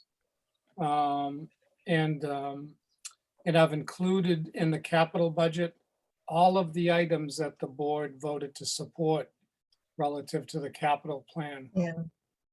So I think it's, it's in pretty good form. I'm still sort of, I met with Lisa Sauvé just to talk about some funding sources today, but, just for the raise and, appropriate articles that are on the warrant, the capital items and all the special projects, they amount to $1,400,000. So I think you probably want to wait until you get the budget, get the financial forecast. And of course, we have very little money to pay for, we have frankly, no money to pay for those things. Last year, all of our capital items were overrides. So I think it's nice to look at it in this way because you have a backlog of capital needs and special projects. And we're just going to have to figure out, what the appetite of the town is to fund that. So, I think my instinct is you don't have to vote to place them, yet. But I think this was my attempt to say that you have a warrant or, in a timely way. I would ask the board to review that for errors and omissions, things that you feel are important to add to the warrant. I'm going to send it out to the department heads tomorrow to have them start to take a look at it and see if it's, inclusive of everything they've talked to me about over the last several weeks. And so I think it's more, that we have something that we can start deliberations on in a robust manner all winter long. It'll be great fun. Okay. Helen? Oh, Mike, I'm sorry. And I did attach a spreadsheet, I think at the back of the warrant. So you'll be able to use that spreadsheet. It'll show each and every article and funding request. It'll show the revenue stream, the revenue area that it's going to be financed out of. And I'll update that every week and include that with an update to the select board and the finance committee. So you can track things as we get ready for the 2022 annual town meeting. Okay, and if we can also just get on here a tally of what we've already placed on the warrant, because I know we've gone over a few things, some things we placed and some things we didn't. Yeah, I don't even know if I know anymore. Rebecca has that from the minutes or something like that, or maybe we'll just revote to place stuff. I know we did that a bunch last year because it was such a chaotic process, having the warrant come so late and be so I can go through that for you and tally them up for you. Yeah, I think that was mostly when we went over the capital budget. Yeah. So Rebecca and I have that, so that'll be easy. Yeah. Yeah, and there was a couple things that I think were early on that we voted at a place that Ryan may remember. Okay. Helen? Yes, I was going to say that. And also we should know that we didn't recommend everything that we voted to place. Right. Yes. Now, the other thing is I squealed with joy when I got this and started going through it. It's happening at the normal time. It's our first draft and we'll have many more. And I suddenly felt like we're getting through the financial mess, the chaos, and the pandemic difficulties, mess, chaos, because this is what we do now. We start getting our drafts and going through them. Thank you, Charlie. It's a beautiful, beautiful first draft. And I'm just going to ask for something which seems superficial, but we're going to be going through this again and again. So I have written on this copy, first draft, and I keep all my drafts until we're done with it. We get the thing in the mail. But could you please label them on the first page when they come in, like the next one we get, could it be labeled second draft? Don't laugh at me because we will be referring back at times. And it's very good to be able to lay your hands on it without checking the date. Thank you. And thank you. And I wouldn't laugh at you, and I didn't laugh at you. I think it's a good idea. So. Yeah, and thank you, thank you, thank you. And by the way, as you all know, thank you to the department heads. A lot of people have helped me with this, so. Okay, all right, thanks, Charlie. So I think we probably should hold off on taking any votes to place anything right now and move on to the Affordable affordable lots. lot bylaw. zoning bylaw to discuss that, if the board's all right with that. Yeah, what's the next on the list? So, yeah. Yeah. So affordable lot zoning bylaw, Helen, is this about Yeah. that? So I think this is kind of gorgeous. This was a rabbit hole we didn't go down when we were doing the ADU bylaw, but it sort of came up. I have a question for Ryan. It sounds like you somehow, can we know who drafted it? It's great. The language is great. I have a few questions, but first of all, who drafted it? Where did this come from? Please. Mr. Chair, if I may. Yes, Ryan, go ahead. Yes, I drafted it. It's based off of a similar bylaw in the town of Yarmouth. And I've brought it to the planning board twice so far. Okay, and thank you. And so can I just, it's good. The language is, I congratulate you. It's so much easier when just one person works on things.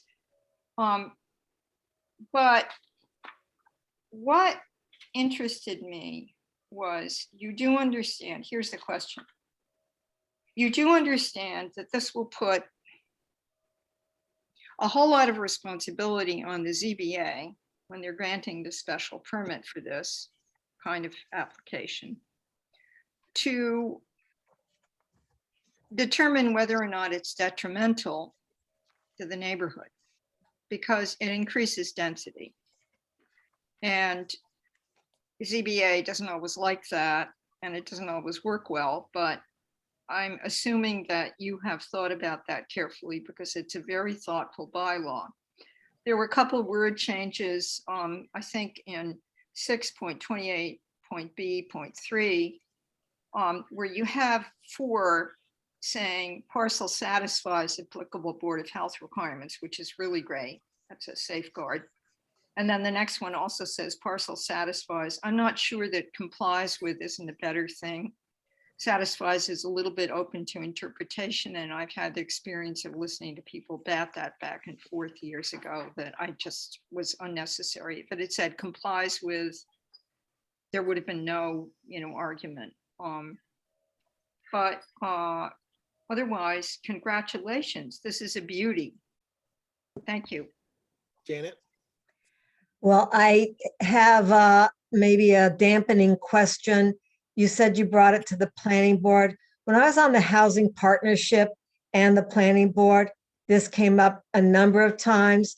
And the big factor was that to redo a bylaw when we made the bylaw where it has to be a 3/4 acre lot, and then to lessen that down to 10,000 square feet, you can't, I always heard it was illegal because you're lessening the requirements, and there were a number of people in town, some of them very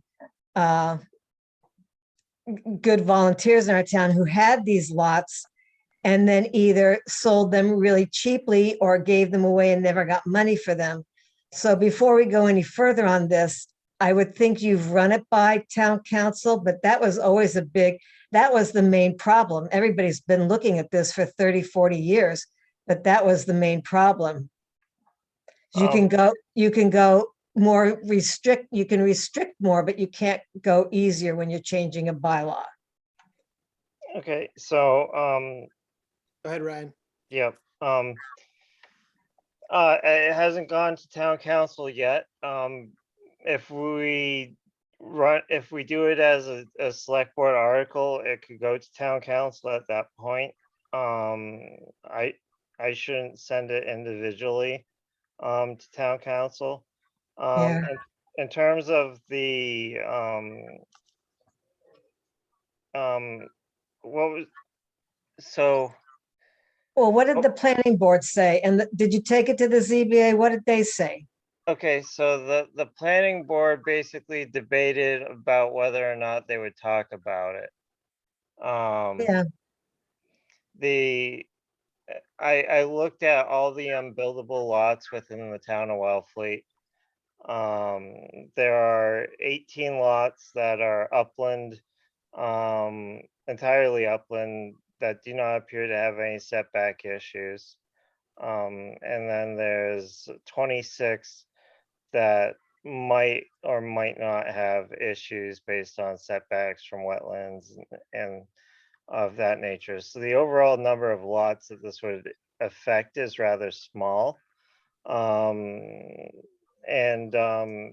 it would require them to be affordable, and and as I said, it is based off of bylaw from Yarmouth that is already in place right now.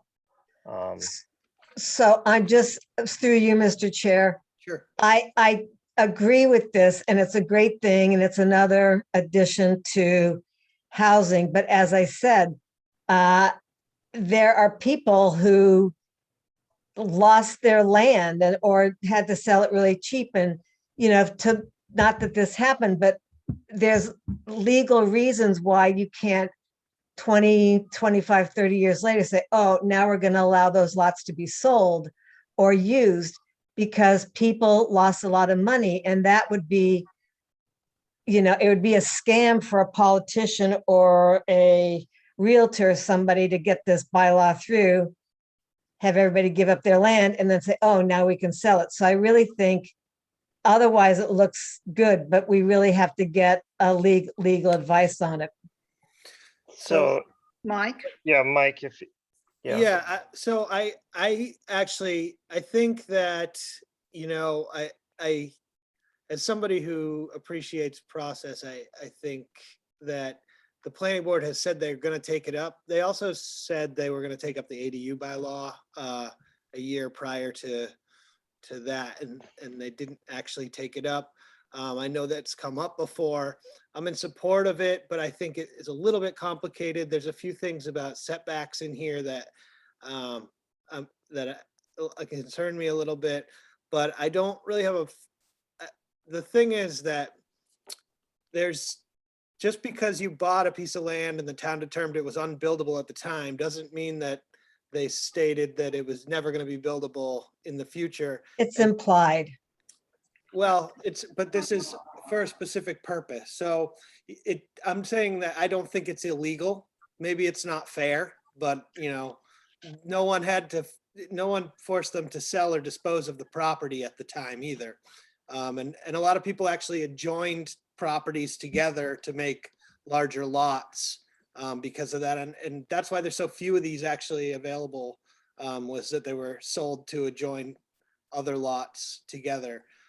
So it may not be fair to the people who sold their land at below market value, but this would also be less than market value because of the specific nature in which you'd have to use the property for affordable housing only.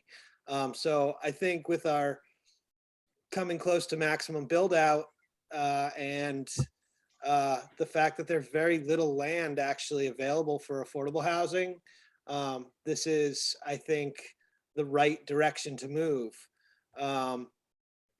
And I think it's doable. I think we need to do it, frankly, even if it means making, 15 one-bedroom units. But septic-wise, 10,000 square feet is the minimum size to have a one-bedroom dwelling.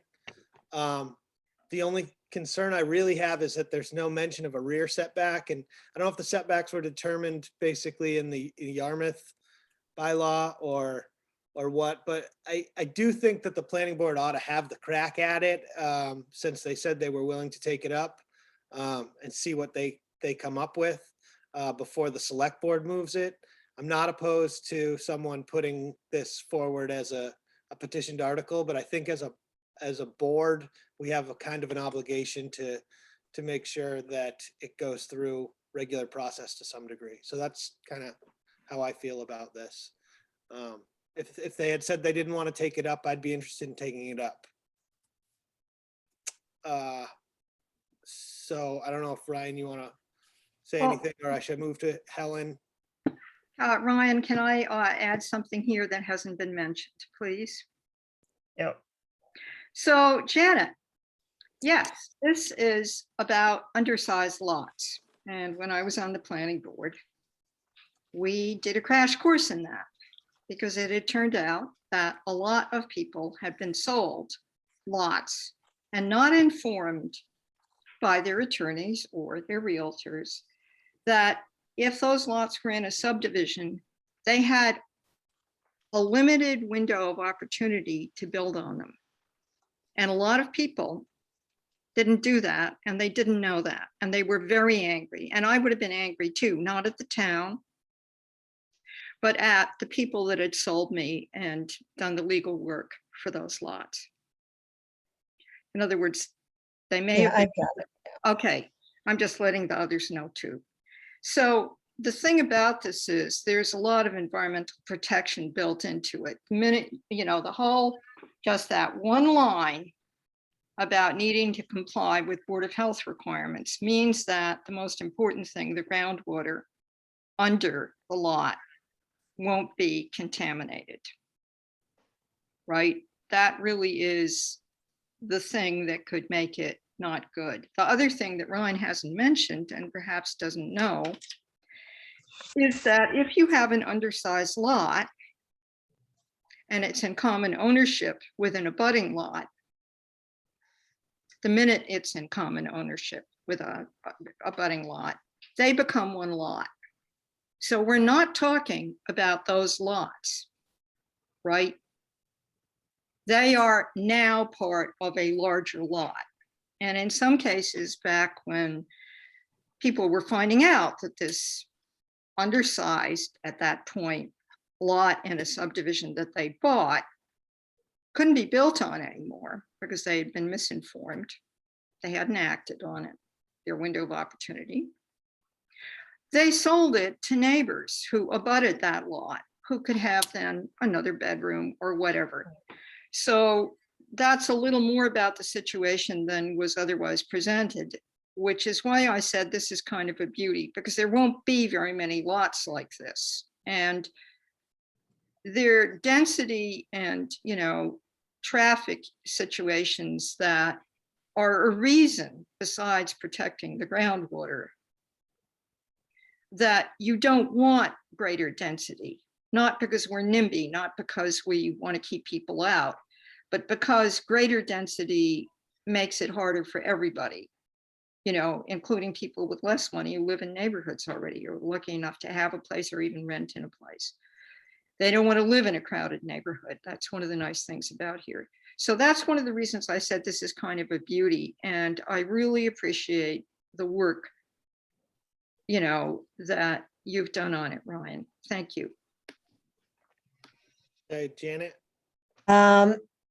So you did a really good job. Again, Helen's saying how they worked on it whenever she was on the planning board. I just think, ask a local lawyer, maybe a local realtor or somebody, because I've always heard, again, we worked on it. I was on the housing partnership and the planning board, and we were told, no, you can't do this. So aside from whatever the little correction was of satisfy or complying, just get a lawyer's point of view. That's all I'm asking. Well, I think if we're even going to consider taking this up as a select board, then we should probably have it run by town council. First. Sure. Yeah, prior to any, the bylaws. Yeah, that's fine. If you want to run it by, yeah, that's fine. So I'm I would be any fine with lawyer. that, but I'm just saying in my point of view, I think that, I don't necessarily see that this needs to be rushed right now. So I don't mind process wise go, letting the planning board take it up since they did vote to do that. Is that correct, Ryan, that they voted to take up the issue? It is, it wasn't really, I mean, they did mention this as one of them, but also to work on affordable or the housing issues in general as well. Right. Mike, Yeah, can I make a motion for us to send it to town council you can. before we send it to the planning board? Because before we discuss it anymore, Janet's absolutely right. And to just get the answer also from town council, all of us, to ask for a written determination so that it isn't siphoned through one of us, which Sure. frankly happens on the planning board and they're not all that happy about it. In other words, I want all of us to know at the same time what council's opinion is about this language, which is very developed already. Thank you. Okay, Can so I- you can make a we move? motion and. Yeah, I and move that we Stephanie- send this article, this draft, Proposed, yeah, right. this draft bylaw titled Affordable Lots, 6.28.b, Affordable Lots, titled 6.28.b, Affordable Lots, to town council to ask if it is possible to do this. That's my motion. Second, Okay, Janet, I. John, I. Michael, I. Ryan, I. Helen, I. Okay, motion carries 5-0. Okay, so I think at that, we can move from this right now. You all right with that, Ryan? Yep. Okay. So now we are at the feeding of wild animals bylaw. Yeah, yep, Yep. yeah. Oh, I- So, there was a little, it wasn't for the park and the animal control officer and myself to all get our ducks in a row. It took longer. So you got the language that Officer Keough and I went over today. He loves it. The park loves that we're doing anything about this. And the one thing that's changed, and it's better, is in the parks regulation, which took a long time to find by park staff. There's very good language about, it's not about feeding wildlife anymore. That's included in it. It's about protecting wildlife. And that's what the parks regulation is called. And the first section, which I sent all of you too late for us to, reasonably vote on it tonight, or even put, there's a place marker for it in our warrant, but you're only just getting the language. Anyway, I'm just happy to report this. And I went over it in, detail finally with Officer Keough, and he's really good with it. Thank you. Okay, Ryan? Yeah, so is the wildlife protection doc that you sent us earlier today, the draft bylaw? It's the draft bylaw, and draft is the significant word. In other words, this is the language that we can now discuss. And I gave you in a cover note before the last meeting some of the things that are included in it. There's some citations, because it turns out that state law does have things about trapping and about attractants. And the model bylaw that I started with, which is very good, makes it clear that there's activity that isn't strictly feeding. It's people use baits in certain ways that are really detrimental to wildlife, and there are exceptions to that. And that model bylaw, which I also copied you with, I'll send you guys the cover note again. I didn't send it today. But anyway, let's look at this when you've all had a chance to reread, I hope, the cover note with the citations and with, you know, the model bylaw, which I stuck in there just so you could eyeball it. And I which, don't you have know, that, Helen. what? I didn't get that information. Yeah, Well, I I'll was resend just it. asking a question. I didn't need Go ahead, The whole Ryan. thing. so as drafted, it would prohibit bird feeders. No, read it. No, but it really, There are exceptions. yeah, but you say they can't, like, seed can't fall on the ground or something. No. It's a little bit, when it comes to birds, and I'm sorry, Ryan, I'm cutting in. Yep. I like to move things along more quickly, but, you know, I don't know. I mean, I'd say 95% of the people on Cape Cod feed the birds. So I thought that was a little stringent too. So if we're gonna look over it again, I would change that. We do have rats and actually. I know all about it. So I let's stopped talk feeding the about it. birds because of Okay. rats, so. Yeah, All let's right, talk about it later. I'd like to, Okay. yeah, I'd like to move on from this, but Okay, now that we have it, and I'd like to, Helen, can you resend the model You bet. bylaw and Yeah, the I'll language from resend the park cover note. too? Yeah, I mean, I'll just say that I wouldn't be able to support this as the way it's written at all. Okay, but remember, this is what a That's fine. draft It's is. a draft. Got it. okay. Okay. All right. All right, Thank good. you, Helen. Yeah, so don't touch people's bird feeders unless you want to get Yeah, scared by somebody. A revolution. yeah. Oh, wait a minute. It's Old beneath- ladies rebelling. It's All right. beneath the bird feeders. It's Yeah, I not. know. Right, we know that, Helen. We You know know that. what happens when you have a bird feeder. I mean, okay, let's just move on. Everybody should go through it, make notes. We'll bring it back up. Okay. And Helen, can you please just send everyone the Yes, original? I will resend. I will. And also the parks language if you have it. I sent that too. I didn't get it, so. I'll resend it. Let's keep Okay, going. thank you. All right. Letter regarding potential release of radioactive water in Cape Cod Bay. I can't even believe that I'm reading that right now. Right. So I don't know how much discussion we have to have on this because it's None. one of the most Yeah. absurd things I've ever heard in my life. But I would actually like a stronger letter.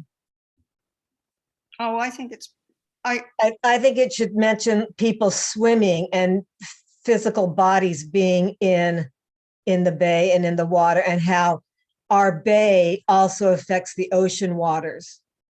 But I know that a lot of towns are doing this, so I'm glad we got this going. I was going to mention it, but yeah, it seems like, I mean, the amount of things that you could put in this letter yeah, are, I mean, also just our the perception that there's, you know, hazardous, you know, that there's nuclear waste going into the water. The perception of that on our tourism industry alone is just Yeah. enough. Like, I mean, it's, I think we should just send this to get it out, and that we should also send personal letters. I certainly will. Well, there goes my idea for my nuclear powered cat boat. Yeah, there you go. So I got 3 hands up right now. Helen had her hand up first, but I'll take mine down. I'm just gonna call on Lily first and then Helen. Because Lily's got her hand up. She might have something to add. Yes, I do. Thank you very much, Mr. Chair. I just wanted to make the board aware of the fact that the Assembly of Delegates voted to send a similar letter, a little bit stronger than this letter, but a similar letter, and it's been sent, it was sent today. So I think urgency, from what I hear from Diane Turco, is probably key. And this is a good letter. I recommend sending it. Thank you. Okay, Helen, can we just take a vote, or do you have something to add to this? I have something to add, and I also, it should also be sent to the people who own the company, and also the company in charge of decommissioning. You Yes, know, the same, yeah, in other words, it just says in the motion, list of representatives in the select board packet, and they should all get it. I agree with Janet that there should be a line in here, a chunk of, some sentences or a sentence that mentions the fact that if this is in the water, and we know this from Fukushima, okay, the stuff from Fukushima came across the ocean. So we should mention the bathing aspect. Yeah. And Swimming. also its impact, it's tainting our image for tourism, which, we depend on. So could there be, through you, Mike, to Ryan, thank you for drafting this. You've done so much work this week or these last couple of weeks. Could you add something about that? I would like to get this voted on right now and sent. So if you have language to add, Right, Okay. I'm make a writing it. motion to amend it. You're writing it? Good. Let's hear it. And then my motion includes the language of sending it to the owners and the. Yeah, there's a list of contacts on after the letter. Yeah, I saw it. Does it include them? No, I don't think they care. it doesn't matter. We have to, if we're sending it to these people, we have Yeah, to we- register that's this fine. complaint I formally. agree. We don't even, No, yeah, it's not in there. I'll just do the motion when I get to it, when Janet's finished. Well, I'm listening to you guys and trying to write it, so keep wanna keep just talking. maybe we'll just come back to this in a few minutes. Yeah, talk about something boring. Mr. Chair, Sure. there's also a vote to oppose the release of radioactive water into Cape Cod Bay. Okay, let's take that vote right now. You want to make that motion? Yeah, I move that the town of Wellfleet strongly opposes any release of radioactive water into Cape Cod Bay. 1 second. Roll call vote. Janet, I. John, I. Michael, I. Brian, I. Helen, and you know what, Janet, there's already a phrase which deals with what you're talking about. It says, and the local economy, which I think covers. Yeah, it just doesn't mention bodies going in the water. It's, as I said, I think it's just too nice of a letter, but maybe I will just write my own letter, but Well, I think this is a letter to our representatives mostly. So I think. oh, is it? Yeah, I mean. Okay. It's going to, Governor Baker and, and I'm certainly going to write a letter individually as well, but I think it's just pertinent that we send this out, and I think it's well written, and so. All right. So the way it is. Okay, maybe by the end of the meeting, I just want to add the one line about including physical bodies in the water, whatever, recreational swimming, recreational boating.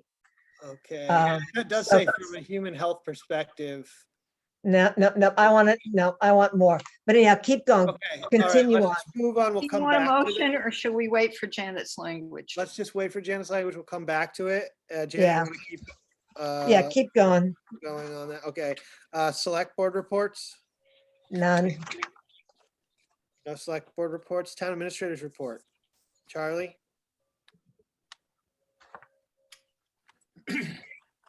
Excuse me. Thank you. Yes, I'm sorry I didn't write up my report. I'm so kind of obsessed about the budget and the financial forecast. I really can't think about anything else, so. Did you have something for us, though, that you had moved from earlier in the meeting that you wanted to say? Yeah, I have a couple of, I want to tell you about several things that have been going on. I did receive a proposal. AT&T has given me a proposal to sort of add a communications tower antenna to a tower at the Newcomb Hollow Beach. And you'll see, I did put a warrant article. It would require town meeting approval, I believe. So I did put a draft warrant article to reflect this, but the the idea of this antenna on top of the tower at our beach over there is to improve communications in the beach area for obvious reasons. So anyway, I am working on that. I've sent that draft agreement off to town council to see if it's lawful, and then I'll talk to Ryan about including it on a select board agenda to talk about it further. But anyway, I had a meeting last week on that. And then we had a really substantive meeting last week, and there was a follow-up meeting today with a number of our department heads with representatives from the Cape Cod Conservation District. They included Mark Forrest, Don Liptak, and Steve Spear from the Cape Cod Conservation District. And the reality is, you know, I know there's a lot going on with the Herring River Restoration Project, and, you know, good things are happening there, but there's also a lot of money available for a lot of other special projects in Wellfleet. And many of them deal with, you know, salt marsh restoration and shellfish protection type projects. So we've had another meeting today, and it's really exciting. And I think over a period of 4 years, Wellfleet could really benefit by this program. So we'll have some more information soon on that, but we've had 2 meetings with those officials last week and this week. Also, you know, the solar project up at the Cap landfill has now been activated. And I did set up a meeting this week, I guess, with Amoresco, the company that developed that project, so that Jay Norton and myself and accounting would sort of understand how the accounting is going to work. You know, there's ground lease payments, there's a pilot payment, but there also is going to be some credits on electric bills. So I wanted to make sure everybody understood how that was going to function. And so that was pretty productive. And then the Town Administrative Search Committee meets tomorrow at afternoon at 2 o'clock is our first meeting with Rick White, our consultant. And then we did draft ads for the town accountant's position and the town treasurer's position. And those are going to be going in the newspaper. And I will say that, you know, these are really going to be challenging to fill. It's a real shortage of municipal finance officials. But, you know, we need to start this process. I will tell you that Lisa Sauvé, Rebecca Ruffley, and I met today with Jackie Beebe and Rich Bienvenu from the town of Eastham. And we're starting a conversation to talk about, you know, the possible benefits of some type of a maybe shared finance operation between Eastham and Wellfleet. You know, obviously it's going to have to be presented to the select boards, but we're trying to look at this, that it just might be a way to have more resiliency and to allow for, you know, better, you know, training of staff and have a more robust organization. So we had a really productive meeting today about this idea, and there is some grant money available. And Jackie Beebe is actually going to be really working in earnest on that. And it could provide, you know, up to $200,000 in startup funds to maybe to help create a vehicle of this nature. So anyway, we're all working on it. I just wanted you all to know about it. And, you know, this is sort of the first step, but it was kind of exciting. And, you know, I think with housing costs on the Cape, I don't need to talk to you about that. It's just going to get increasingly more difficult to attract and retain staff. So, so that's all happening. I think that's really all I have, Michael. Okay, thank you, Charlie. John? Yeah, through you to Charlie. I was just looking on the town calendar. I didn't see anything mentioned about the search committee meeting. Is that going to be available on Zoom? It's a Zoom meeting, but it has to be posted, so I hope it's posted. I don't see it on the calendar. I'm looking at it now. All right. Is this an organizational meeting Yeah, rather but than a public meeting? well, it really is a public meeting because Rick White's going to present some information. So I'll have to, That's my Yep. fault, Charlie. I thought it was an informational meeting only. I didn't realize it was a public meeting. oh, okay. Yeah, well, yeah, anytime a quorum of a board meets, right? So that's okay. We're going to have to cancel that, Rebecca. Okay. Yeah, I'm sorry to throw a wrench in it. Well, you know, I'm just going to thank you, John, because I know, think the it's last- probably one of the most important things we've got going now. And yeah, no, I sincerely thank you because, you know, the last thing we want is to violate the open meeting law in our first meeting. So, Certainly is. Ryan? Yeah, this is, I don't know, select board report or TA report. So Charlie, there's a meeting tomorrow on Camp Wellfleet, correct? oh, yeah, Yes. I'm sorry, Ryan. Yeah, you're going to have to help me with that. Yeah. Okay, so tomorrow at 6 o'clock. 6 o'clock is a public hearing on Camp Wellfleet and basically explosives that were left on site. You know, we all, town of Wellfleet finds, or I would say beachgoers find, you know, seems like 1 or 2 a year almost. And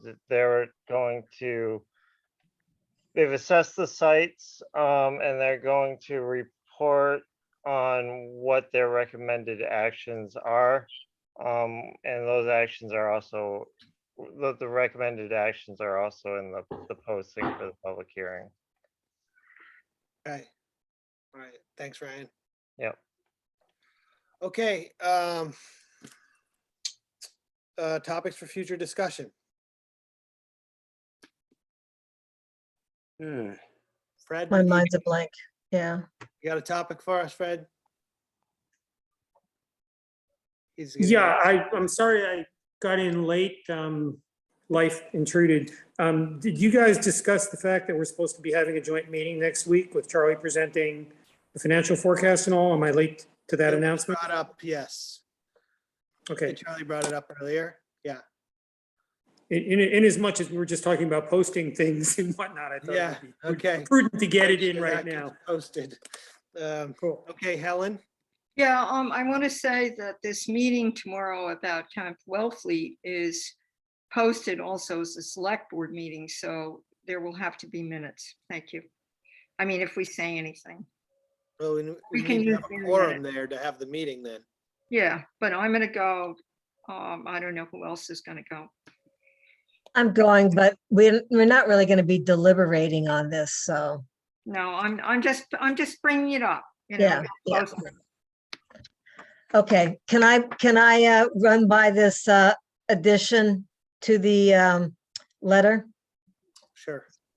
All right, so Helen suggested, oh, I just lost it. I'd like at the third paragraph, the end of the third paragraph, Wellfleet is also known for our clean recreational waters used by boaters, swimmers, and surfers. Helen suggests at the end of the second paragraph, and the public safe enjoyment of our salt water and beaches. So, Saltwater beaches, because the thing is that it also affects the sands that are saturated, you know, every yeah, day. it affects everything. So, Yeah, I like both, and I agree with Janet that it should be in there, and you could also use my sentence at the end of, the point was, we needed to include the fact that people put their bodies in the water even yeah, though Sure, they're. okay. So just to be clear, the amendment is on the third paragraph. This is a motion to amend with the following language. So, Wellfleet is also known for our clean recreational waters used by swimmers, surfers, and boaters. or use for swimming, surfing, and boating Hmm, and other. Yours does, yeah, mine's Whatever. safer, and it brings up the fact that it's safe enjoyment. And boaters, it isn't such an issue, even though you get splashed by spray. I guess that could count. But well, you don't even mention going in the water. You just say in the public safe enjoyment of our saltwater beaches. yes. I well, suppose that's fine. Okay. Is that okay? So what is the actual language then? That we're voting? We have a disagreement. Well, no, we have two options. I'm not disagreeing with Janet's language. I just add the word salt to waters because our freshwaters aren't going to be affected by this. So you could add salt to your sentence. I don't care. Mine's shorter. And it's right after and the local economy, and Janet's is right after and the many businesses that rely on tourism dollars. So that's a kind of repetitive thing. And Janet, I'm fine with yours. There's no argument. Yeah, yeah. What is Ryan like? Ryan, We're both good. You just choose, because guess whose letter it is? It's really Ryan's. I prefer Janet's because it personalizes it a little bit more, and that Okay, that's usually fine with me. makes things a little bit more effective. okay, so, so the motion is on the table. Rebecca, do you can you send that to Rebecca if we, I'm doing it now. okay, so let's take, Ryan, do you have your hand up still? No, Okay, motion to amend. I'll second that. With Okay. Janet. Janet, I. You could just, John, I. Michael, I. Ryan, I. Helen, I move that we send, now I've got my motion. I move to approve the letter presented at tonight's meeting and to send it to the list of representatives as found in the select board packet, and to copy the owners of the Pilgrim Nuclear Power Plant and the company in charge of decommissioning it and any other responsible parties. Second, Janet, I. John, I. Michael, I. Ryan, I. Helen, I. Thank you, Okay. Ryan. Motion carries 5-0. Thanks a lot, Ryan, for drafting that. Okay, now we are on to correspondence and vacancy reports. Anything? No? Okay. Not really, just that the listings on the town website are in the process of being updated. Okay. Minutes? I move that, and we all got, yeah. Yeah, we've we looked got at it. Twice. I move that we approve the minutes of Tuesday, December 14th, 2021, as amended. Second, Roll call vote. Janet, I. John, I. Michael, I. Ryan, I. Helen, I. Okay, motion carries 5-0. Can I have a motion to adjourn? I so move. Second. Roll call You vote. did wait. Yeah, okay. Janet, still writing this. Janet, I. John, I. Michael, I. Ryan, I. Helen, you gonna vote? Oh, Helen, I. Yeah, sorry. All right, motion carries 5-0. Good night. Thank Okay, you, thank you. everybody. Thank you. Good night, I all. know. Night. Bye-bye.